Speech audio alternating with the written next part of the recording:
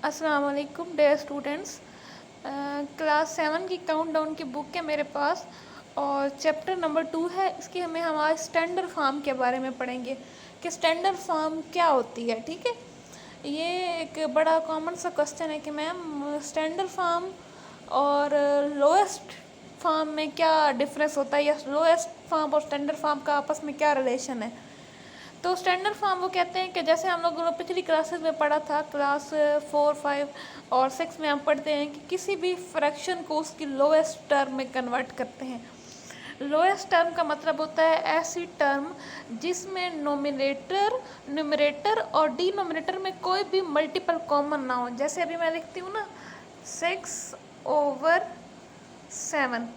अब इन दोनों में कोई भी मल्टीपल कॉमन नहीं है। मल्टीपल कॉमन ना होने का मतलब है कि इन दोनों में कोई भी नंबर ऐसा नहीं है जिसका टेबल सेम वो 6 को भी एक्सेस करे और 7 को भी एक्सेस करे, यानी कि 6 पे भी जाए और 7 पे भी जाए।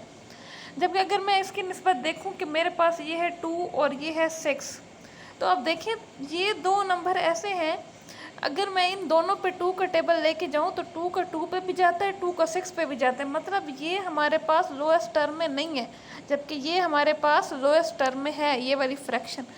तो यहाँ से अब रीड करते हैं कि we know that every fraction, यहाँ से मैं रीड कर रही हूँ कि we know that every fraction can be expressed in its lowest term by dividing both the numerator and denominator by their greatest common divisor. वो कहते हैं कि हम पहले से जानते हैं कि हम किसी भी फ्रैक्शन को उसकी लोएस्ट टर्म में कैसे कन्वर्ट करते हैं कि हम उसके न्यूमरेटर और उसके डिनोमिनेटर पे उन दोनों का कोई भी कॉमन डिवाइज़र ढूंढते हैं और उस पर डिवाइड करते हैं। कैसे कॉमन डिवाइज़र और ग्रेटर का क्या मतलब है, जैसे मैं यहाँ पे लिखती हूँ ये है 56 और नीचे पड़ा है हमारे पास 48। वैसे तो हम 2 का टेबल 56 पे भी जाता है, 48 पे भी जाता है, लेकिन मैं अगर यहाँ पे इसको 2 से डिवाइड करवाऊँगी तो ये थोड़ा सा जो प्रोसेस है ये लेंथी हो जाएगा। ठीक है, तो मैं वो कहते हैं इसलिए उन्होंने टर्म यूज़ किया ग्रेटेस्ट कॉमन डिवाइज़र। तो मैंने अब वो वाला नंबर ढूंढना है, बड़े से बड़ा नंबर ढूंढना है जो 56 पे भी जाए और 48 पे भी जाए, ताकि ये प्रोसेस मैं जल्दी क्या कर लूँ, ख़त्म कर लूँ। तो अब देखें 2 का तो मैंने कहा है हम 2 से नहीं करते, तो मैं इसको दोबारा राइट करती हूँ। हमारे पास था 56, 48। ठीक है, अब हमें पता है कि 8 का टेबल 56 पे भी जाता है और 8 का टेबल 48 पे भी जाता है। ठीक है, तो इसके बाद 4 का भी आई थिंक जाता है, लेकिन सबसे बड़ा जो नंबर है वो 8 है। ठीक है, ये अब हम लोगों ने खुद से गैस करना है, खुद से सोचना है। 8 के बाद कोई ऐसा नंबर नहीं है, 9 को भी हमने चेक किया, 10 को भी, जो इन दोनों पे जाए। तो 8 जो था वो इनका कॉमन ग्रेटेस्ट डिवाइज़र है। अब देखें 8 7 आर 56 एंड 8 6 आर 48। अब ये देखें यहाँ पे अब ऐसी टर्म आ गई है जिसके बाद कोई भी कॉमन डिवाइज़र इन दोनों का आपस में नहीं है। तो देखिए एक स्टेप में ये प्रोसेस क्या हो गया, कंप्लीट हो गया। लेकिन अगर इसकी बजाय मैं इसको 2 से करवाती तो ये प्रोसेस थोड़ा सा लेंथी हो जाता। सी को इस तरह से किसी भी नंबर को लोएस्ट टर्म में कन्वर्ट करते हैं। नेक्स्ट हमारे पास है the same can be done for rational number. बिल्कुल सेम स्टैंडर्ड फॉर्म में हम रैशनल नंबर के ऊपर यही चीज़ अप्लाई करते हैं। One can express a rational number in such a form that it's denominator is positive. वो कहते हैं कि अब रैशनल नंबर को स्टैंडर्ड फॉर्म में कन्वर्ट करने का मतलब क्या है। वो कहते हैं एक तो हमने सेम यही चीज़ करनी होती है कि उसको लोएस्ट टर्म में कन्वर्ट करना होता है। सेकंड जो चीज़ है वो हमने देखना होता है कि क्या उसका डिनोमिनेटर तो नेगेटिव नहीं है, उसको भी हमने पॉजिटिव बनाना होता है। जैसे देखें ये अब हमारे पास, मैं क्वेश्चन लिखती हूँ, ये हमारे पास है 16 है और ये हमारे पास है इधर से 24। अब देखिए हमने इन दोनों का 24 जो है वो नेगेटिव का है। अब अगर मैं इसको स्टैंडर्ड फॉर्म में कन्वर्ट करूँगी तो इसके लिए मुझे 2 स्टेप करना। एक तो मैंने उसको लोएस्ट में कन्वर्ट करना होगा। ठीक है, लोएस्ट का मतलब है ऐसी फॉर्म में लेके आना होगा कि इसमें इनके ऊपर कोई भी टेबल सेम ना हो। ठीक है, सेकंड जो मैंने करना होगा जो चीज़ वो है कि इसका जो नेगेटिव साइन है, ठीक है, इसको क्या करना होगा, पॉजिटिव बनाना होगा।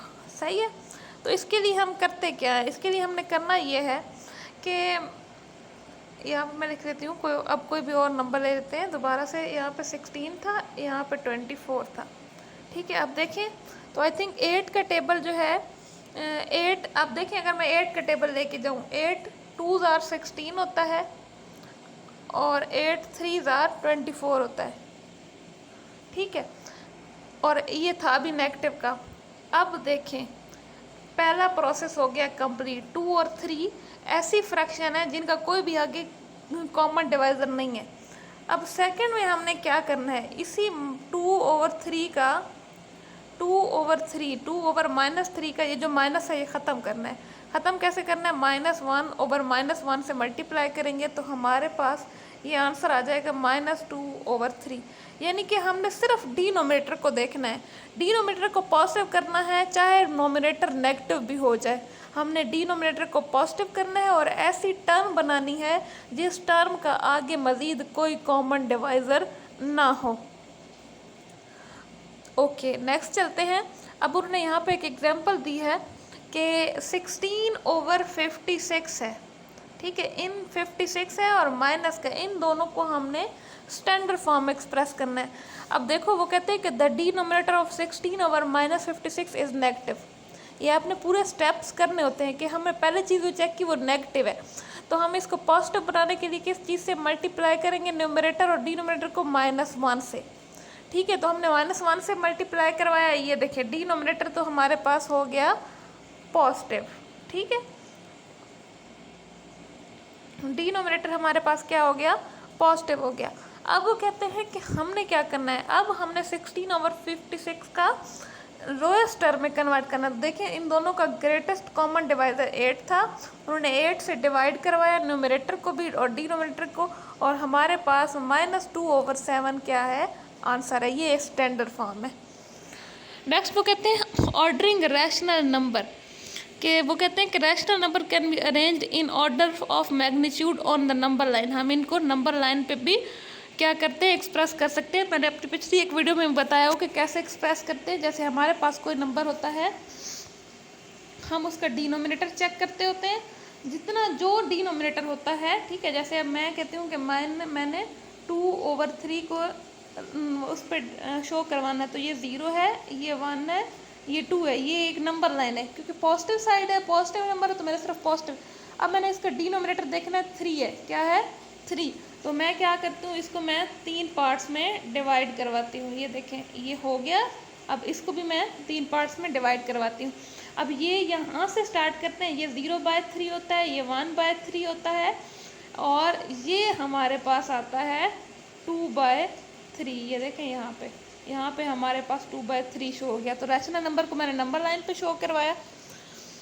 अब नेक्स्ट चलते हैं, वो कहते हैं कि द नंबर इन, यहीं से हमें असेंडिंग ऑर्डर का, जब हम किसी भी नंबर को फ्रैक्शन के नंबर को, रैशनल नंबर को नंबर लाइन पे शो करवाते हैं, देन उसके बाद हमें पता चलता है कि हमने इसको अब किस ऑर्डर में लिखना है, क्योंकि वहीं से हम नंबर को इजीली कंपेयर कर पाते हैं। नेक्स्ट वीडियो में इंशाल्लाह मैं आपको रैशनल नंबर को कंपेयर करना मज़ीद डिटेल में बताऊंगी। आज के लिए इतना काफ़ी। अल्लाह हाफिज़।